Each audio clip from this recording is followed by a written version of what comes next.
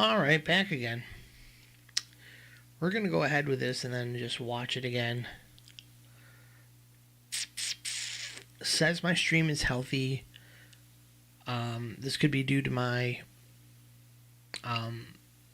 hard drive being full, so I guess we're going to go and see what the hell happens here. Hello everybody, this is Mind's Eye Visual Guitar Methods. We are live for the sole purpose of giving you a lesson today in the way that I have some rare time at home for my job. As you've heard probably already, going cross country delivering freight in a van. I'm rarely ever home to make a video. I recorded this exact video earlier in hopes to make an edited version. It's over 50 minutes long. It needs 2 hours of my time to edit or more, and I'm doubting whether I'll get to that today, and I'll probably be gone before I get to edit it, so I decided to also go live since I'm well versed at what I just said in the lesson. So why did we get to pentatonic scales today? This was my attempts at making some kind of video that was worthwhile to the channel. It's not the most advanced lesson I could give, but I was inspired by a video I saw on YouTube from Steve Stein, some guitar teacher out there who did a pretty good job at talking about pentatonic scales and different ways to kind of expand pentatonic, especially when all you know is this shape right here, like I did for many, many years. And I thought, well, he did a pretty good job at the lesson, but I knew that I had some other techniques that I could show about getting across the scale, getting them all memorized, just expanding pentatonics. So I thought, okay, that's what my lesson will be about, pentatonics and expanding from one shape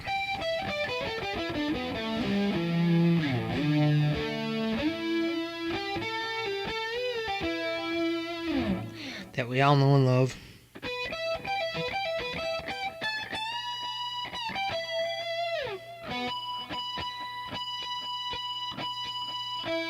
okay, checking some tuning there. Now, we all know and love that shape, but if that's all you know, it gets kind of boring after a while, and you really want to do some other things. And one thing you can do is expand that pentatonic all over your fretboard. So, let's go over how to do that today. There are some foundational things that you should know about pentatonics. We'll start like Steve Stein did, and discussed what basically, for the total new people, what is a pentatonic scale? Why is there a scale with this funny name? Okay, penta means 5, and so it's a 5-note scale. And then it repeats. It's only 5 notes, where a normal do, re, mi, fa, sol, la, ti, do scale that the majority of music is made out of is 7 notes. Now, this pentatonic scale, because it leaves out those notes, makes it very, very versatile. Just a very short explanation, simple explanation.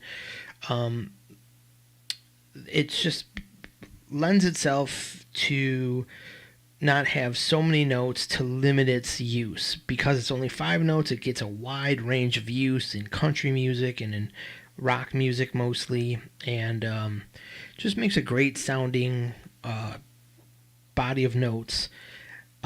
Used a lot in solos by bands like Pink Floyd and Rush, Led Zeppelin. Of course, they have a body of work that's huge and includes a lot more ideas than just the pentatonic scale. However, there's quite a big use of pentatonic in their body of work. So it's good for you to know. Now, just starting in a random spot, not necessarily the only place you could place the 1 in this scale, but just for demonstration purposes today, we see 1, 2, 3, 4, and 5. And then it repeats, and that's the octave point where the note repeats. An octave is the same note. And we can also see the same note here because the strings are tuned the same at the bottom and top of guitar. They're both E's, so it stands to reason that the frets are going to be the same notes, and so there they are, 1, 2, and 3 the same notes. So That's where, and you can see in between the 1 and the 1, you have 5 notes. 1, 2, 3, 4, and 5. Then 1, 2, 3, 4, and 5, and 1 and 2. The same 1 and 2 is up here. So as is above, so is below. That comes up later. So most of us learn that. We got the Johnny B. Good classic lick. They got the double stop kind of thing.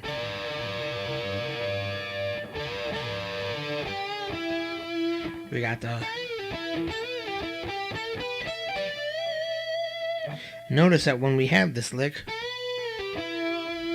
we're bending the 3 up to the 4, coming back down to the 2, and ending up on the 1. That's why that sounds final for a...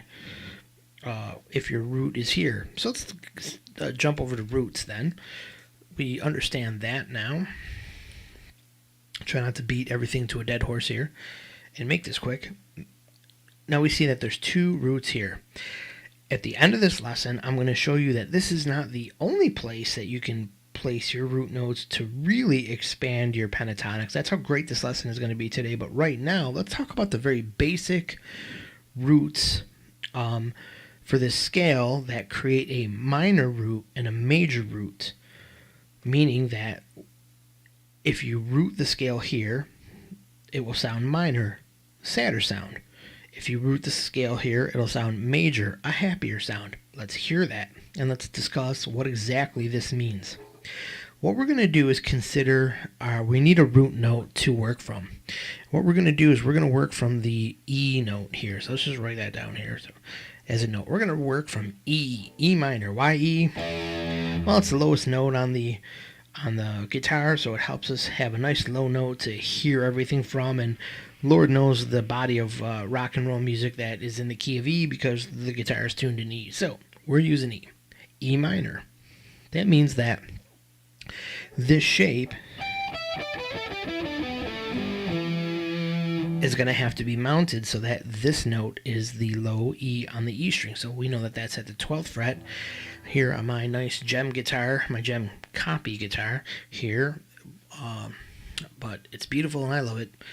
Has a 12th fret that's hard to see for people who are not familiar with this funky kind of fret thing here.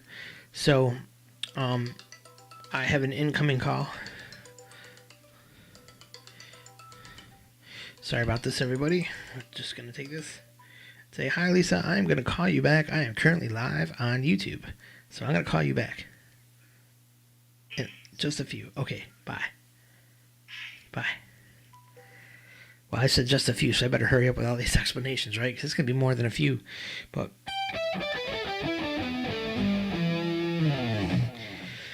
minor pentatonic. So we're on E, and this is what I was trying to say is this is the 12th fret. You can see, if you're not familiar with this tree of life, you can see the bigger blotches of leaves are actually the fret markers. So we have the 3rd fret, 5th fret, 7th fret, 9th fret, and 12th fret. And you can see there's like 2, 1, and 2 leaves that are like the 2 dots that you'd have there, in case you never knew that. But anyways, now I'm going to play that as a major, and I'll show you something. To make that major, we have to put this note on the E, so that moves it down. So where we were playing from 12 to 15 for minor, we had this on the 12th fret. We're playing the 15th. We're going to play the 9th, 10th, 11th, and 12th fret. So 9 and 12, 9 and 11. So here it is. So when you hear them next to each other, there isn't much of a difference, and you think, well, what really makes that major or minor, and who cares?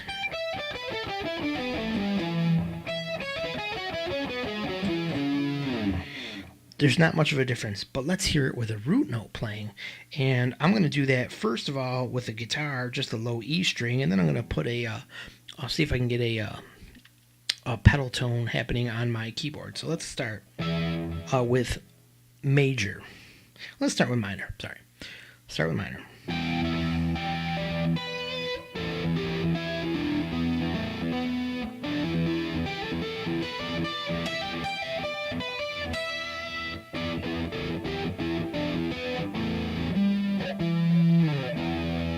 Let's notice one thing about both of these choices when we hear them, that none of the notes sound incongruent or dissonant compared to the E. They all kind of got a reasonable ring with the E.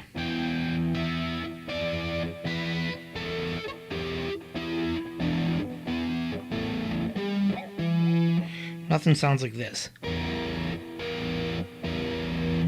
Just totally off. It might have a little bit of a dissonance to it, but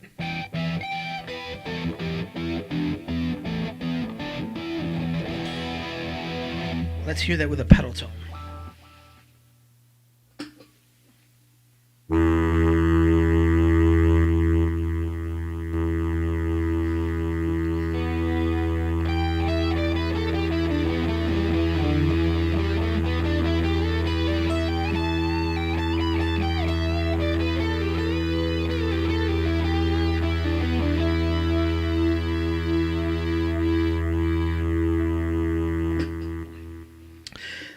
Minor pentatonic. Now let's hear that same root note, same pedal tone, but we're going to move our pattern down the same exact pattern. It's kind of weird. I want you to know how the same exact pattern. You don't have to learn two different patterns to play major or minor. It's the same exact thing. And when you say, well, how can it be major and minor? It's because when you move the pattern, you're using different notes against the root. So what I'm trying to get you to learn here is how really you need a root note to make all these, when you hear major and minor and Dorian and Phrygian, it's really about notes compared to a root note. And that might be part of a chord, but in this instance, we're just using a pedal tone, one tone. So here's our E again. We'll start with a minor again.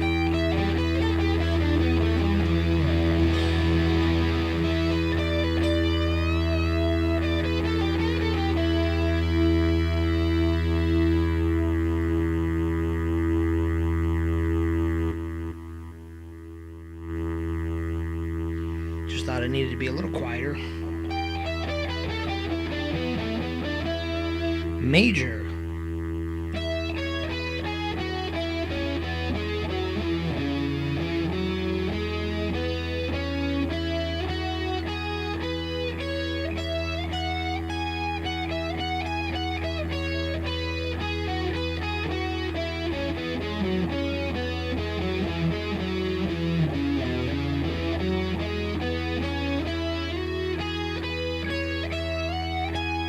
Hear A Happy Day on the Farm? I do.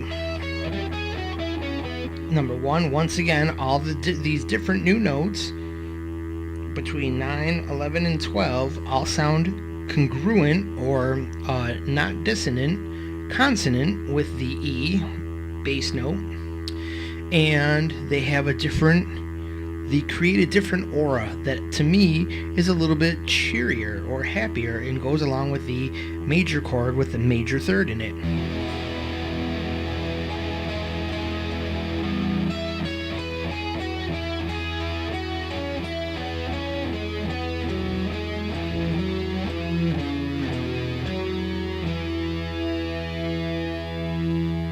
Let's add a major third to that.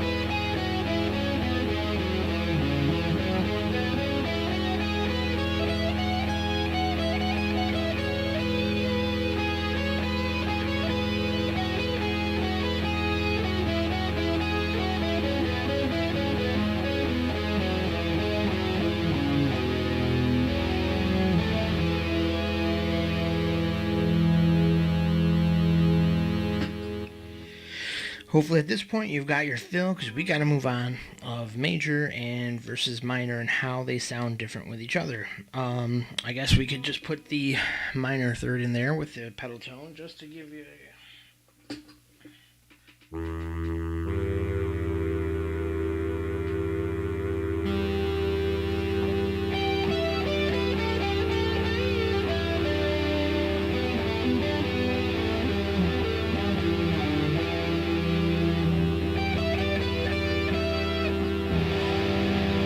So there's our A minor. I'm going to try to play the major over it, and it shouldn't sound that great.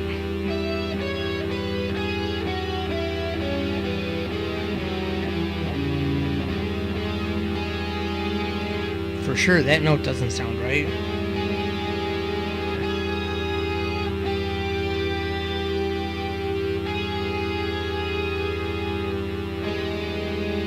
See, the major third doesn't sound good when there's a minor third there. Minor third to the E. Major third, wrong. You gotta have one or the other. Both majors don't work together. That's why one is happy, one is sad, and that's the big part that makes up a major or minor chord. So, moving across that, we're going to get back to this in a little bit, this important little description here. But, so the pentatonic scale, what it is not only five notes, but it's 5 different shapes. One way to get it across your fretboard is the very first way your guitar teacher is going to tell you to learn it, and learn these 5 different shapes. Now, this is what I want to tell you about learning these 5 different shapes. When I am jamming across the fretboard using the techniques I'm going to teach you later in this video, I reference, back in my mind, I know when I'm at a certain point of my trick what the parent shape is that I'm in. So if I'm starting in here and I do a little cross the fretboard thing and I end up playing these 4 notes in this shape, I know that that's kind of like a key. No, that doesn't exist in any other shape but this shape here. So, sorry if they're not having that on the screen there. So this is I shaded every other one just to kind of give them some contrast there. So you will know every one of these shapes. Good. However, I found them hard to learn. They never stuck with me at first, and I believe this is why. It was 5 different pieces of information. When I was in this, I had to think about a whole new place, which wasn't the right way to think about it, and it was one of 5 shapes. And then it would be like, well, which one is it? Oh, geez, that's the wrong one. Oh yeah, I think it's this one. And then it was too cumbersome to think about all that and to try to hear what I'm jamming while I'm playing with instruments or trying to create something and come up with something great or memorable or melodic or whatever way I wanted to for it to be. So that wasn't working. And the reason is because my mind learned all these as separate entities. But that's not really what's going on. So I'll check out how each one of these shapes has the identical shape as the shape that's before it. This has this shape, this has this shape, this has this pattern, actually is what I should say. And it's not that they fit together, it's that they are the exact same notes. So you want to kind of know each individual shape to play on. However, you got to kind of know that the key, I wish somebody would have told me, is that when I'm playing in this shape, I am playing in this shape. There is no other next shape to know because I've already played half of the shape with the outside here. So when I play this, I've played this.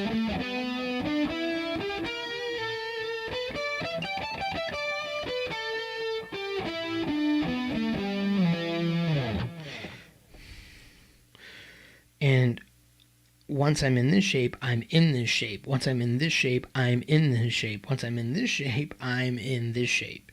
And on and on and on. You can see how they circles back on itself. Here's the straight wall that is the exact same notes as this. So it may have been more helpful for me to have learned something like this, where instead of learning 5 separate shapes, you learn 5 singular rows of notes.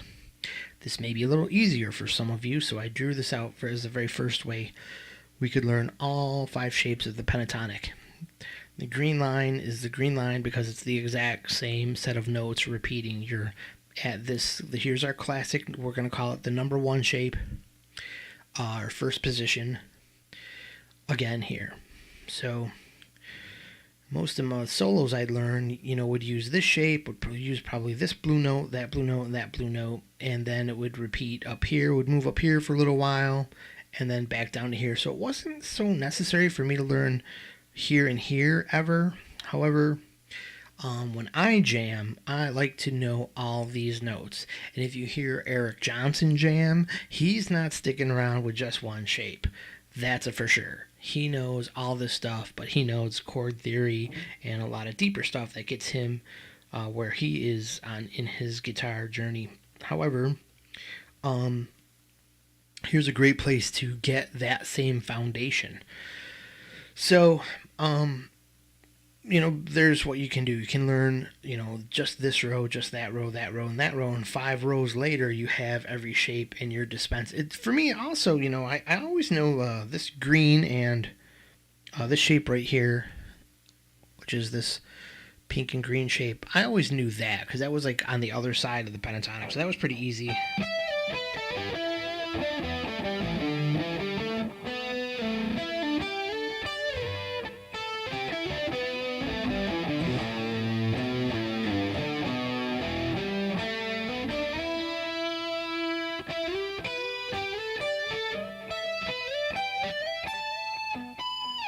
I played all those bits all around the pentatonic up and down the fretboard based on what I know that I'm showing you today. I'm no longer limited to just playing in that box, and everything else is just kind of like this gray area I don't know about. But if you can kind of know this shape and this shape, you've already got 2 of them. You really only need to know 3 more shapes.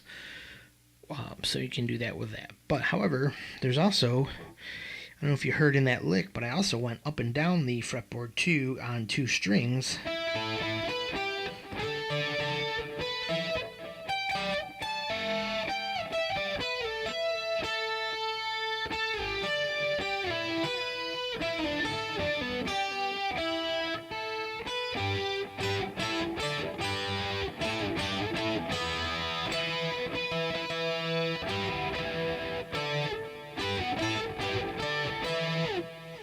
All that was pentatonic based, and that was doing a little 2-string thing I'm going to show you here.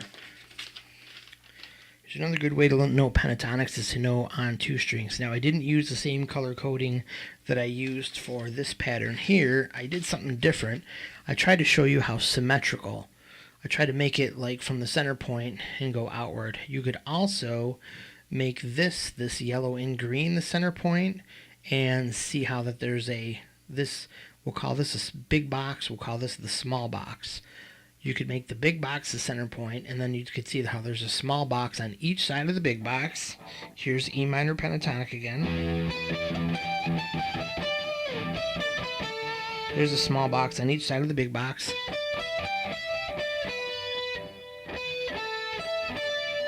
And this side. Now all we have is, and we don't have to find a new box. It's the notes that we played as the small box are the outsides of this pink shape right here. Big box, small box,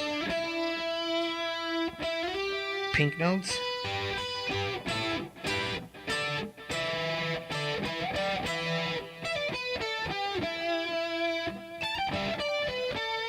Now I can go down from there because I know that each one of these shapes corresponds to one of the pentatonic boxes. These are different boxes, however, but I know that when I'm in, say, blue-pink here, what that is.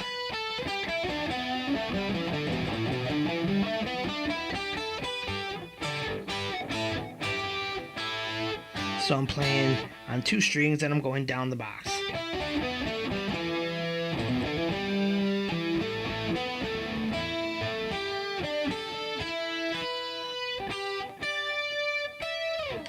then I skipped around a bit because I know the shape so well. I can pick notes in that are, I can skip notes. And playing in these little geometries has a sound to it that's a little more unusual than just playing up and down scales, note to note to note to note.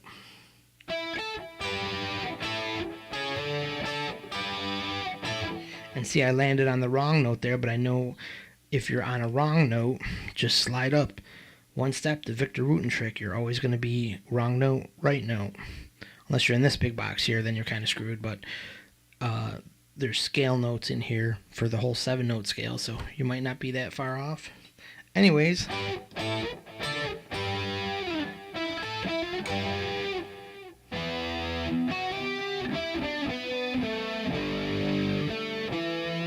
you can pick 2 at a time, so you're playing little chords in there, little dyads.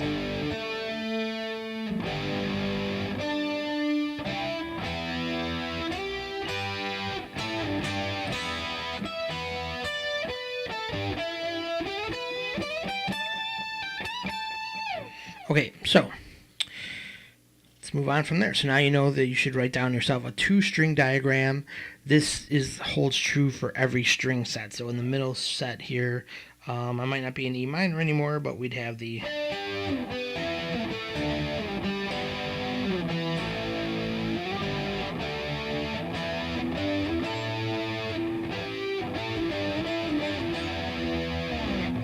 hear how all those went together. That's all I did was play this pattern here. Okay, and you're playing in pentatonic on 2 strings. Totally easy, right? So cool. You never knew that.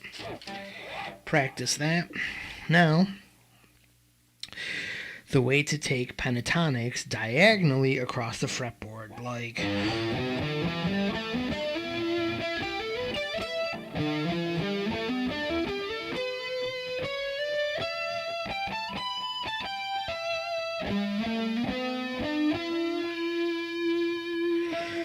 just made my way up the fretboard to the exact place that I started, an octave higher. I started here on the G string,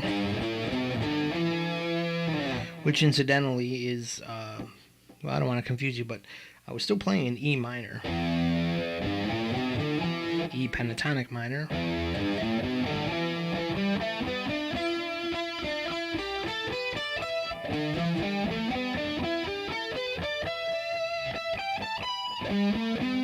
There's that same,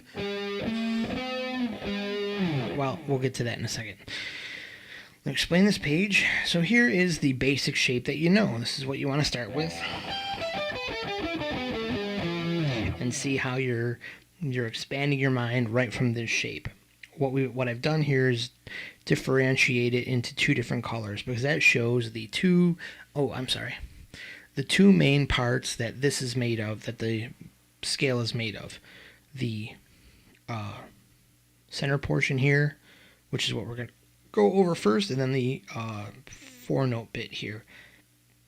We have 6 notes and 4 notes. Well, we know we have a 5-note scale, so one of these must be a double note, or else we're in trouble. And of course, we see the octave pattern here. If you said, yeah, Mark, right here and right here, well, you got that right. Excellent job.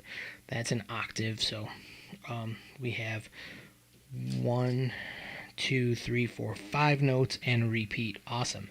This turns the pentatonic into a 4-note scale, which is got its own little bit of usefulness. But okay, let's not talk about that just yet. Let's deal with these pink notes here. Now, with that little pink note, this is the same square, but we expanded it a little bit and added an idea. Let me show you what we did here. What we've done is, added another note here and another note to the other side, which is actually a note that's already there, and this note was already there. We took this note and I took this note and added it back here, and I took this note and added it there. So this original note from the stack of 6 got here, and this one went there. So it's the same notes, and it creates what you could think of as an Oreo cookie. Now our octave pattern tells us something.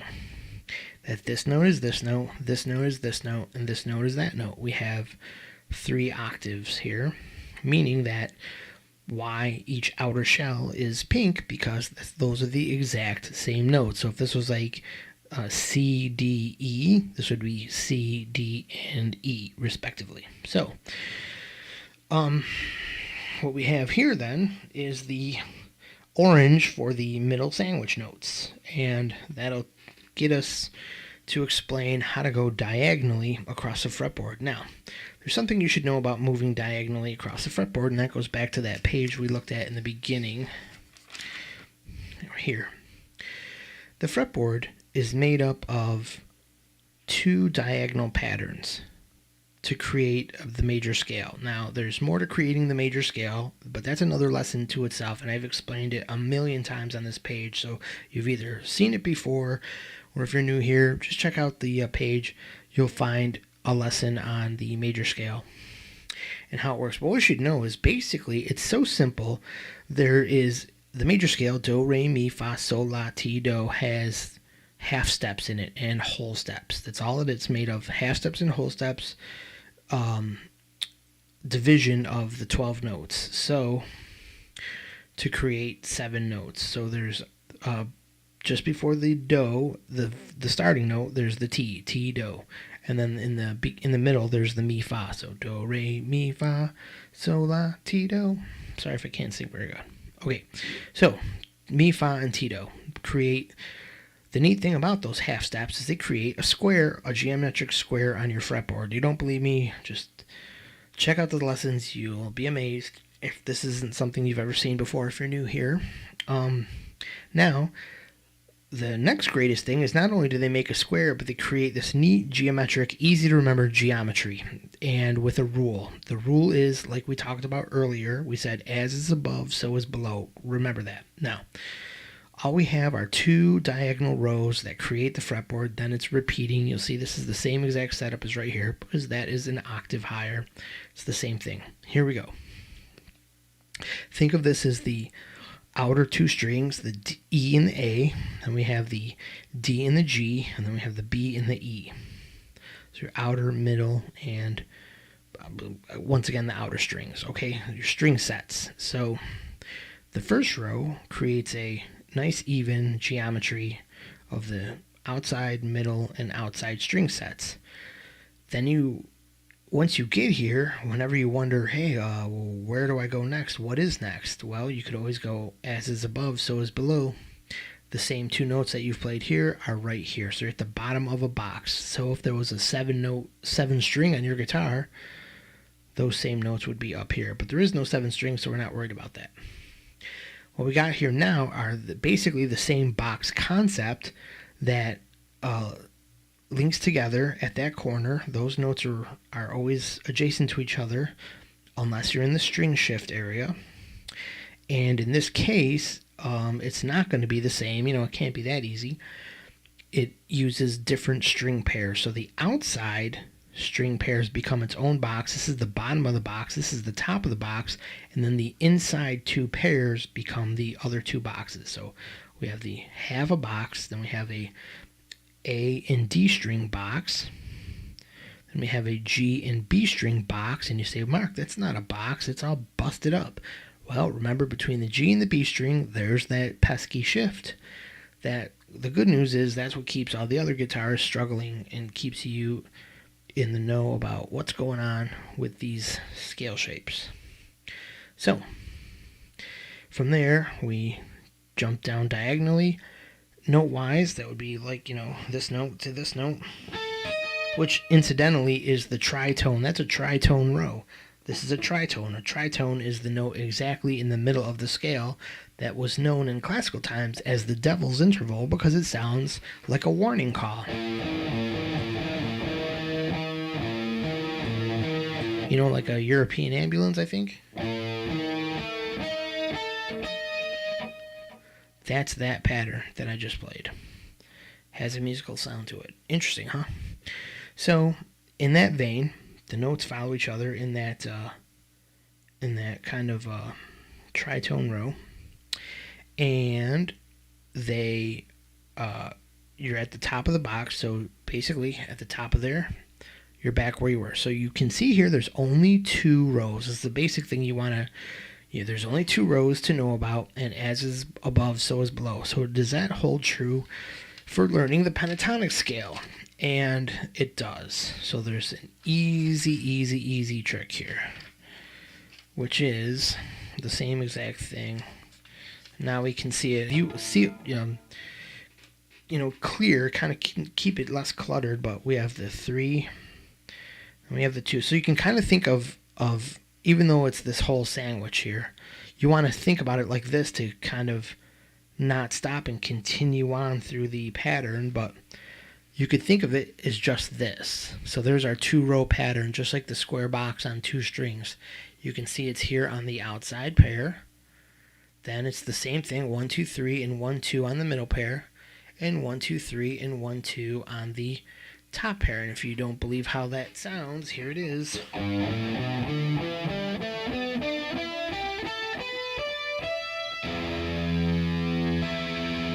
got a slightly out of tune guitar here.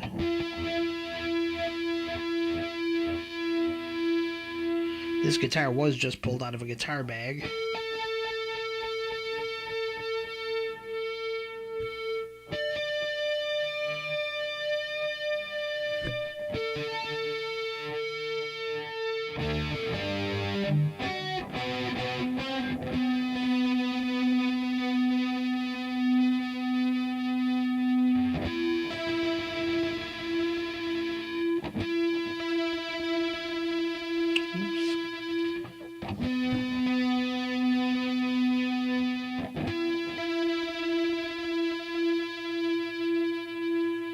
That should sound a little better.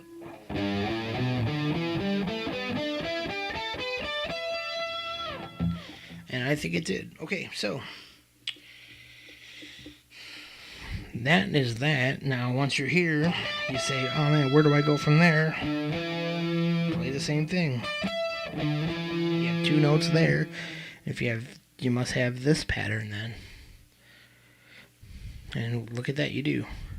On that set of strings, on that set of strings, and on that set of strings. So in here you could consider it like the same. If you either reverse the pattern, you've got it on the same string pairs, or you could think of it as this pattern again, only we have the bottom half of it, a piece of it on the E string. Then we have this pair, the pink and the orange, and then just the pink. And those 3, as is above, so is below, you would be playing the exact same 3 notes up an octave that were playing here. So you don't need to know anything more to get down to this area. It's the same exact pattern you played there. So now you know all of this area, all of this area, all this. You know all of this just on these simple concepts. Now, I have also, sorry this is so washed out. I don't know what's going on here. We're going to get that fixed up really quick here. I guess it just got brighter outside. So we gotta go to advanced. I'm in my camera control, and we're gonna go to exposure. There we go. And we're gonna go to apply. Okay, much better, right? Woo, look at that, much better. Okay, so as soon as a cloud goes by, this will get too dark to see. But anyways, check out our shape that we got. Can you visualize what's going on right there? You have your original shape, and now you can see how these patterns, this way to get across the fretboard, goes right through the original shape that you used to be stuck in.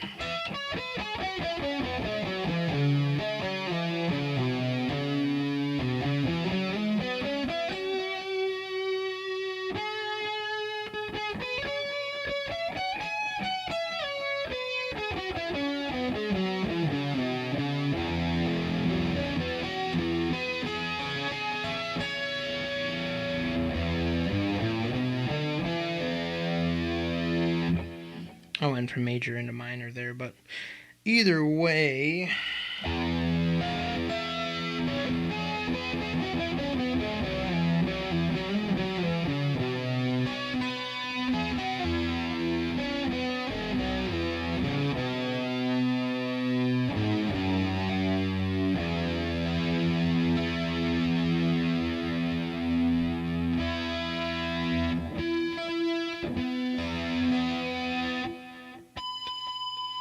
Okay, so I think we've got all that.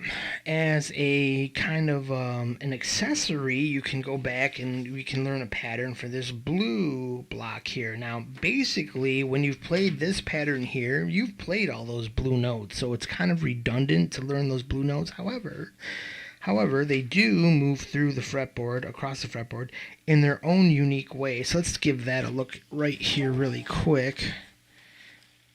And that pattern is right here. You've got the same thing manifests itself in the original shape as is above, so is below. Here are the 4 notes, but you know what we're going to do? We are going to turn this into a 5-note pattern, because if you just play this pattern,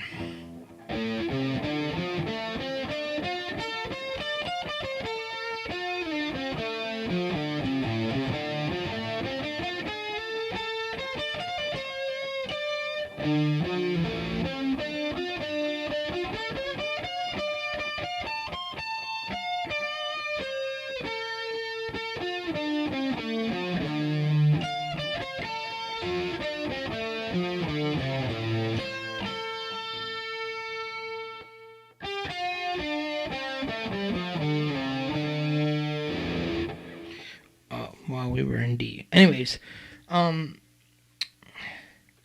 sounds okay.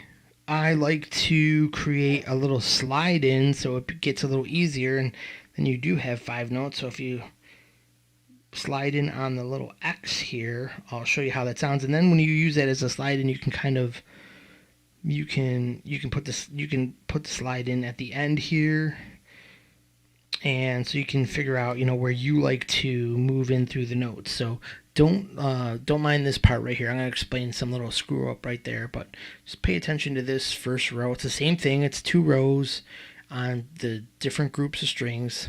It's the same exact concept, but if I slide in with that note,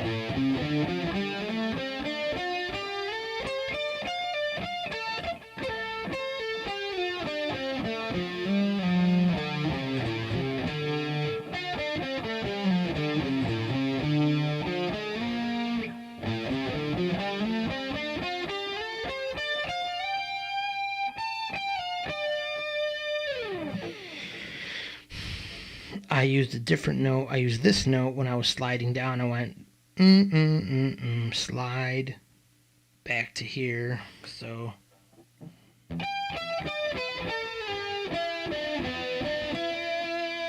I slid that back and then went there. And once I was there, I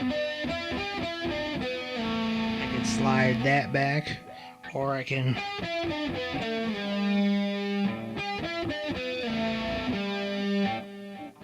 whatever way sound you like.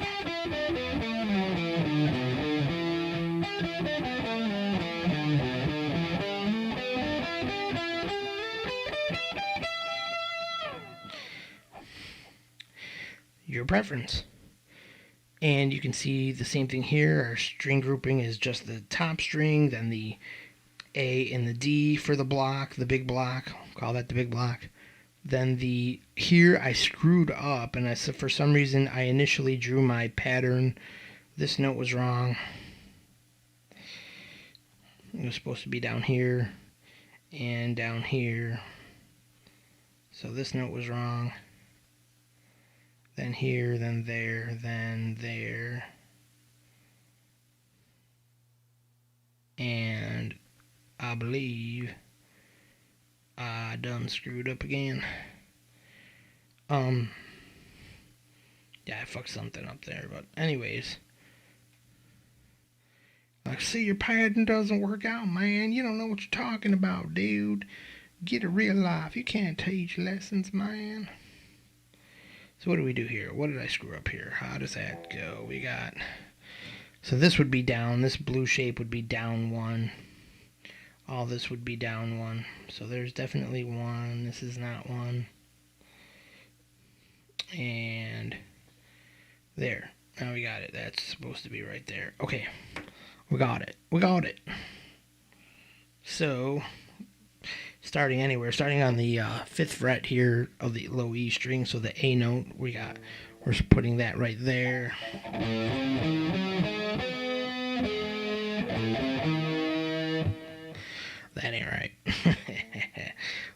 played the tritone there, we got to skip up like a fifth there. That's a fifth power chord.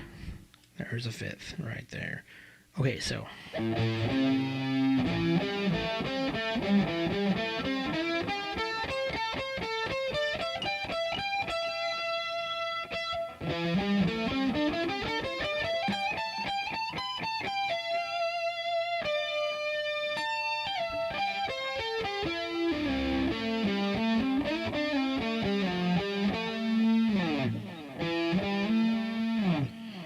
Okay, so that gives you an idea there, as crappy as I made that look, but let's kind of color it in here so we give it a little more definition, and you guys leave here with the right idea.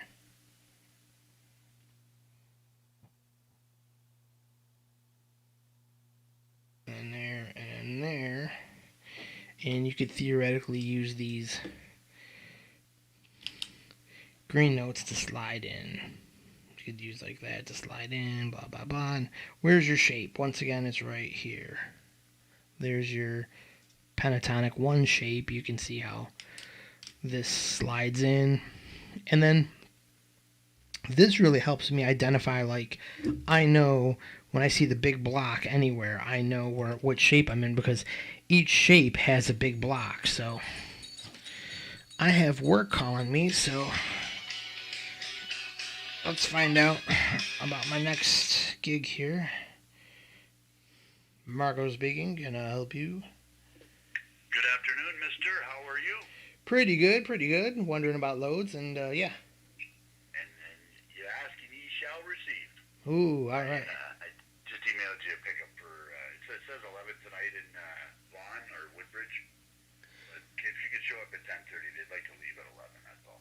Oh, okay, cool. And I said it's going to Tennessee. I don't know if you got it yet. It's going down to Tennessee, and I sent you your manifest to come into Canada already. Oh, okay, great. Okay, so that's done. That's good. And then, but it's basically leave right away, because I've never heard of Vaughan. So, was that south of Just Syracuse? Just Toronto, up towards Alliston, Newmarket area. Oh, that way. oh, Just up the 400 or the 404. oh, I see. So you got me so I can get into Toronto that way, yeah. Okie dokie. Yeah. Okay. Yep. If you don't have it all, give me a call, but I just sent it all to you, bud. And if you could show up for 10:30, they would greatly appreciate it, I'm sure of it. Perfect. Yeah, okay. I'll try to get on the road ASAP. I got a little van loading to do, but all right. Awesome. Sounds Thank good. you, Marco. Hey, you're welcome. See you guys soon. Yep, bye. Yep. Bye-bye. Bye. All right, so you see how my job works there. Pretty interesting there. Some more than you guys needed to hear about my life, but that's me going to Toronto tonight. Ooh, fun. Really not fun, because to pick up at 11, this means driving all night. It means that I'm not totally set. I was hoping for a nice night's sleep tonight, and we'll see. We don't know what the drop-off time is. Maybe we got more time than we think, but we doubt it. So I'm going to leave you guys with that. I think you guys had enough. I know I had enough, and I got to get my van loaded, so we got to get out of here. Hope you had a hunka chunk of Burning Love and Pentatonics here, and you appreciated the lesson. I appreciated giving it to you guys, and I hope you guys I got some comment here happening, so we'll see. Awesome video. One wish. What would it be? Yeah. Hey, dude.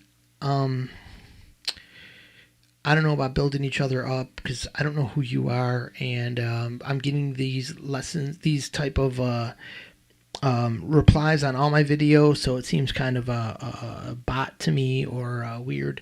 So why don't you be a little more specific if you need something. Otherwise, yeah, let's be friends, and good enough. I hope you enjoy. This is commenting on some kind of comment I got on my video here. I appreciate everybody who watches these videos. Please like and subscribe. Visit the Patreon to see about potentially hooking up me with some support, and we are going to go from there. All right. Thank you guys for watching, and stream is over. Have a great day. Thank you for watching. Bye.